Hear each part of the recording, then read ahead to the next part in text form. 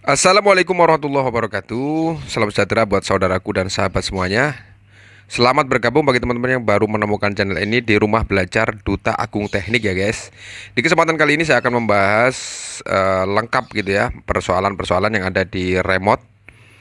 Baik remote AC, TV, kulkas, oh sorry, kipas angin ataupun semua jenis remote control ya. Jadi semuanya berjalan atau sistemnya sama ya guys. Jadi kalian bisa ikuti dan menganalisa gitu ya kerusakan-kerusakan di rumah kalian. Mungkin ada remote yang rusak.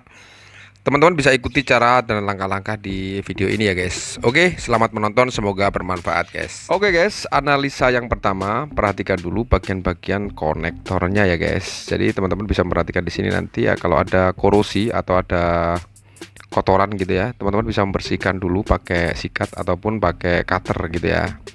Dengan menggunakan minyak kayu putih ataupun juga bisa pakai bensin ataupun bisa juga pakai thinner ya guys. Jadi nanti bersihkan dulu, dan setelah teman-teman bersihkan, teman-teman kasih baterai dulu ya, pinjamkan dulu ke tetangga untuk baterainya atau beli gitu ya. Nah seperti ini guys.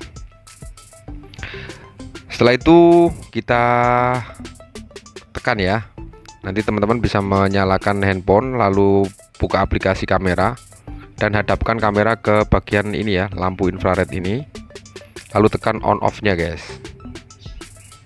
Nah seperti ini, pastikan ada nyala merah gitu ya, itu pertanda remote ini masih kontak dengan media yang akan di koneksikan gitu ya teman-teman. Ini koneksinya pakai inframerah teman-teman. Oke, setelah power on jalan, teman-teman bisa mengecek bagian mana yang ada kerusakan gitu ya. Jadi nanti di sini kita akan bahas semuanya, mulai LCD-nya gitu ya. Jika teman-teman LCD-nya sudah hitam, itu pastinya akan diganti ya. Dan cara menggantinya seperti apa nanti kita bongkar di sini ya, kita ulas tuntas. Dan jika mungkin ada kendala-kendala di bagian tombol ataupun keypadnya ini, tool-tool ini, teman-teman bisa mengeceknya juga dengan metode yang seperti pertama tadi ya guys. Jadi kalian bisa memencet gitu ya, bagian mana mungkin ada kendala di bagian temperatur atas atau temperatur bawah seperti ini, kita tinggal tekan aja guys. Seperti kalau masih nyala berarti masih connect gitu ya untuk koneksinya.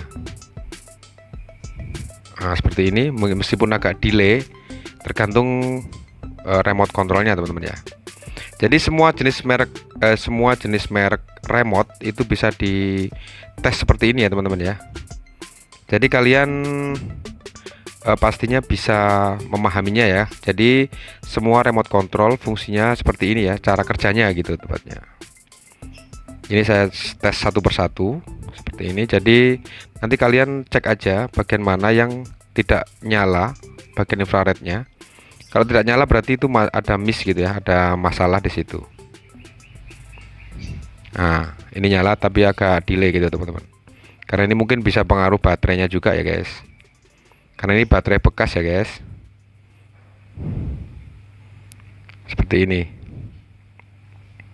Jadi untuk remote ini yang saya pegang sekarang ini untuk merek Midea, ini remote AC ya guys. Jadi di remote ini tidak ada masalah. Tapi jika teman-teman ada permasalahan, teman-teman bisa membongkarnya terlebih dahulu. Oke, kita langsung bongkar aja ya. Jika mungkin ada teman-teman ada masalah, nanti saya akan ulas untuk penyelesaiannya atau cara pengerjaannya gitu ya. Dan untuk proses pembongkaran, teman-teman siapkan sebuah test pen atau benda pipih gitu ya. Kalau bisa yang plastik ya, karena ini saya nggak punya, saya pakai test pen.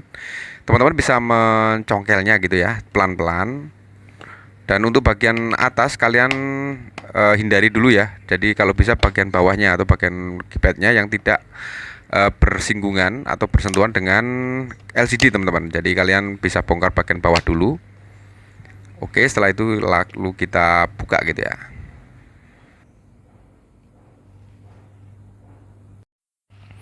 Oke, setelah selesai terbongkar, teman-teman bisa mempersiapkan lagi yaitu alat openg ya. Kalau bisa kalian di rumah wajib punya seperti ini teman-teman. Ini obeng set yang lumayan komplit gitu ya. Harganya cukup murah, nggak menguras kantong ya guys. Nanti untuk pembelian nanti teman-teman bisa lihat di kolom deskripsi video. Seperti ini. Teman-teman tinggal mengendorkan, ada beberapa skrup ya. Jadi untuk membuka casing tadi teman-teman harus hati-hati gitu ya guys, supaya tidak kecongkel ya bagian PCB-nya.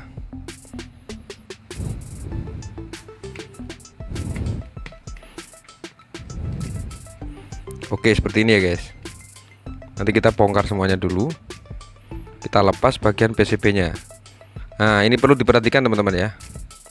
Biasanya semua jenis remote, baik remote AC, semua yang ada remote-nya gitu ya. Kalian harus ekstra hati-hati ya. Yang perlu diperhatikan bagian-bagian LCD-nya terutama.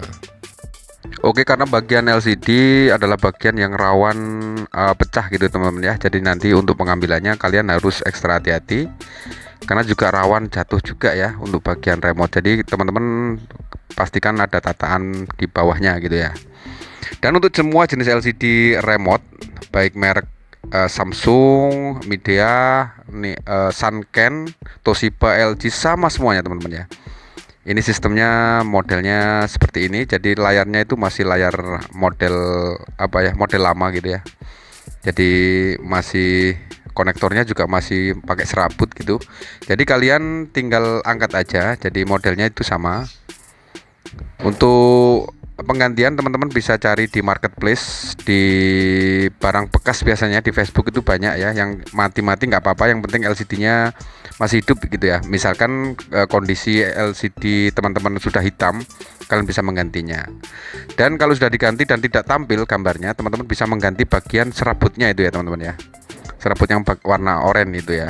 Nah, seperti ini. Nanti teman-teman bisa tinggal membersihkan aja pakai penghapus pensil ya. Jadi atasnya tinggal gosok-gosokkan di atasnya gitu ya.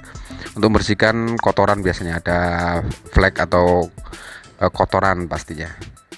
Oke, dan untuk bagian keypad juga sama teman-teman. Nanti cara pembersihannya, jika ada masalah di salah satu bagian, teman-teman bisa membersihkan bagian keypad di PCB dan keypad di bagian tombolnya gitu ya.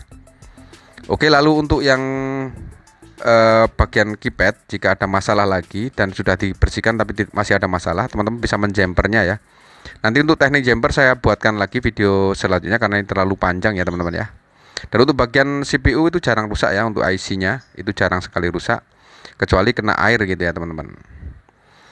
Oke, dan kita lanjutkan. Jika tidak ada masalah, teman-teman bisa langsung rangkai ulang gitu ya. Dan untuk penjemperan ada jalurnya teman-teman ya. Jadi jalur 1, 2, 3 nanti di situ ada gambarnya ya. Jadi kalian perhatikan aja jalurnya, jalur luar dan jalur dalam. Nanti akan saya jelaskan di video selanjutnya biar durasinya tidak terlalu lama. Oke teman-teman, untuk pemasangan LCD-nya sama aja ya. Jadi nanti teman-teman bisa pasangkan bagian-bagiannya.